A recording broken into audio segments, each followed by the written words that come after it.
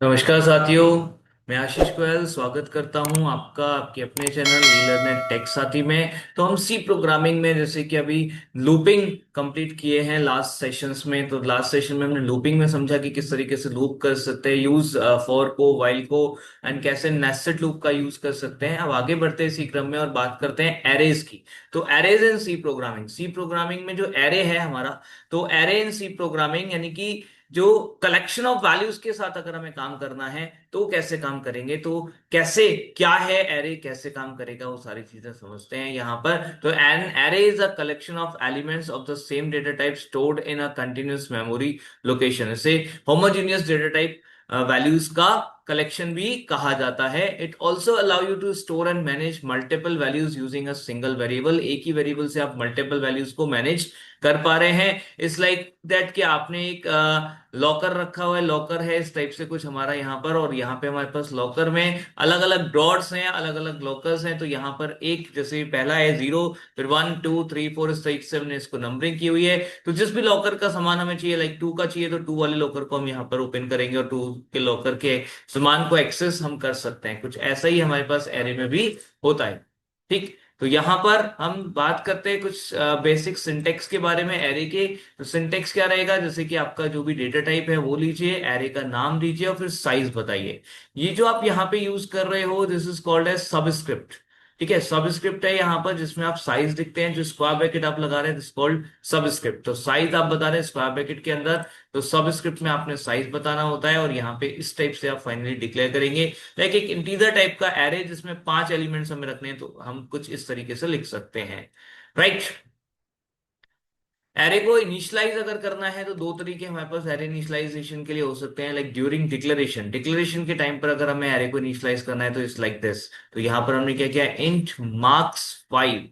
ठीक है, तो मार्क्स ऑफ 5, 5 एलिमेंट्स का हमारे पास एरे है, जिसको कि हम यहाँ पर 90 85 88 92 95 ऐसे कोई भी वैल्यूज हम यहाँ असाइन कर रहे हैं। तो जो पांचों वैल्यूज आप यहाँ पे असाइन कर रहे हो वो पांचों अलग अलग एलिमेंट्स में यहाँ चले जाएंगे।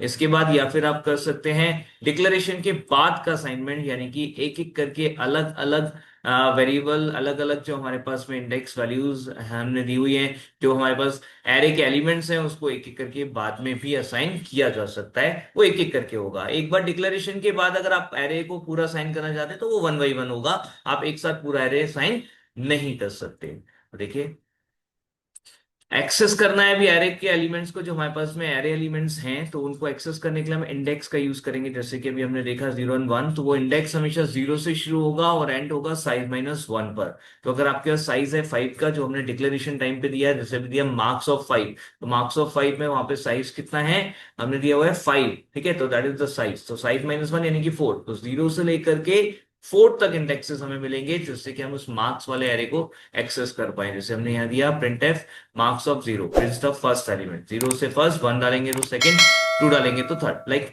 सीक्वेंस नंबर जो होगा -1 इंडेक्स रहेगा या इंडेक्स होगा, तो उससे +1 करके हमें सीक्वेंस मिलेगा।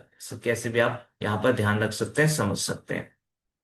ठीक है, तो अगर एरे को लूप का यूज करके हमें एक्सेस करना है, सपोज हमारे पास एक एरे है 5 एलिमेंट्स का और हमें लूप का यूज करके उसे एक्सेस करना है, तो कुछ इस तरीके से हम कोड यहाँ पर कर सकते हैं। Right, like this. तो आइए देखते हैं इस कोड को किस तरीके से हम यूज करेंगे। तो चलते हैं यहाँ पर।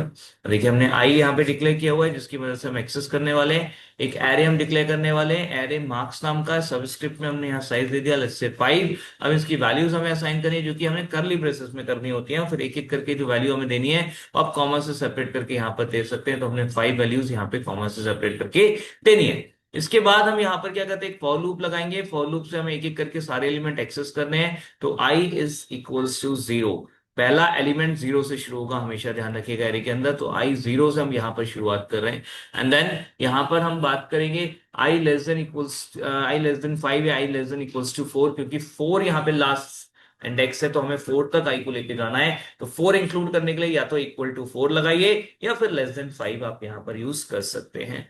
देन आई को प्लस प्लस करना है। नेक्स्ट हमारे पास जो इंडेक्स है उस पर जाने के लिए इस लूप के अंदर हमें क्या करना है, प्रिंट कराना है हमें एक एक करके सारे एरे एलिमेंट्स को। तो हमने लिखा यहाँ पे दिखाने के लिए मार्क्स ऑफ आई, यानी कि मार्क्स ऑफ इंडेक्स, है ना, कौन सा इंडेक्स यहाँ पे आएगा, तो परसेंटेज में आई हम दिखाने वाले हैं, और इक्वल टू करके उसकी वैल्यू। तो देखिए यहाँ पर हमने क्या किया, जो पहले वाला परसेंट डी हमने यहाँ पे यूज किया था, इस पहले वाले परसेंट डी के लिए आई लगा दिया, ताकि यहाँ पर इंडेक्स नंबर शो होता रहे हर एक लाइन में। और उसके बाद ये जो हमने परसेंट डी लगाया है, इसके लिए हमने यहाँ पे लगा दिया मार्क्स ऑफ आई, ताकि एक एक करके जो ith एलिमेंट है वो डिस्प्ले होता रहे। तो आइए चेक करते हैं यहाँ पर इसको इसको हमने टेस्ट किया, प्रोग्राम को एग्जीक्यूट किया, तो देखिए इस टाइप से हमारे पास यहाँ पर ये आउटपुट आ गया। Marks of 0 is 90, marks of 1 is 85, marks of 2 is 88, marks of 3 is 92, marks of 4 is 95, just like that.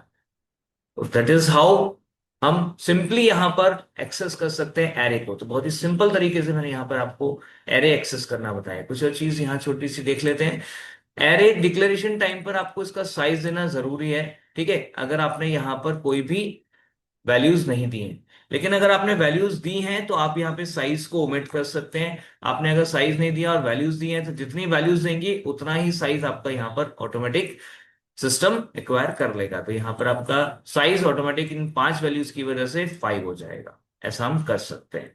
या ऐसा भी आप कर सकते हैं कि आपने कोई 2 वैल्यूज ही असाइन किए हैं या कोई 3 वैल्यूज ही असाइन किए हैं, सारी वैल्यूज असाइन नहीं की हैं। आपने साइज दिया हुआ है 5 का, बट वैल्यूज दिए हैं 2। तो ये 2 वैल्यूज जो आपने दिए हैं वो फर्स्ट और सेकंड सेट हो जाएगी आउट ऑफ 5। बाकी बचे जो 3 होंगे उसमें 0 सेट हो जाएगा, राइट। तो स्टैटिक एरे यहाँ पे बन गया, इसमें 0 यहाँ पर आपका सेट हो जाएगा। और अगर आपने कहीं एक ही वैल्यू दी, लेट्स से आपने दिया 0, तो सारे के सारे एलिमेंट्स 0 हो जाएंगे, क्योंकि यहाँ पे पहली वैल्यू जो आपने दी है वो 0 है। बाकी सारे बचे हुए ऑटोमेटिक 0 होते होते हैं। लेकिन जब आप 1 देंगे तो 1 डज नॉट मीन कि सारे 1 होने वाले हैं। इसका मतलब है पहली वैल्यू 1 होगी और रेस्ट जितने होंगे वो सारे के सारे 0 हो जाएंगे। तो साथियों, मैं समझता हूं कि ये बेसिक कंसेप्ट जो है एरे का वो समझ आया होगा। इसी क्रम को आगे बढ़ाएंगे अगली वीडियो में। अगर कुछ भी और इससे रिलेटेड पूछना चाहते हैं तो आप हमें कमेंट कर सकते हैं। कमेंट करके जरूर बताइएगा आपको वीडियो कैसी लगी। लाइक शेयर सब्सक्राइब जरूर करें। धन्यवाद।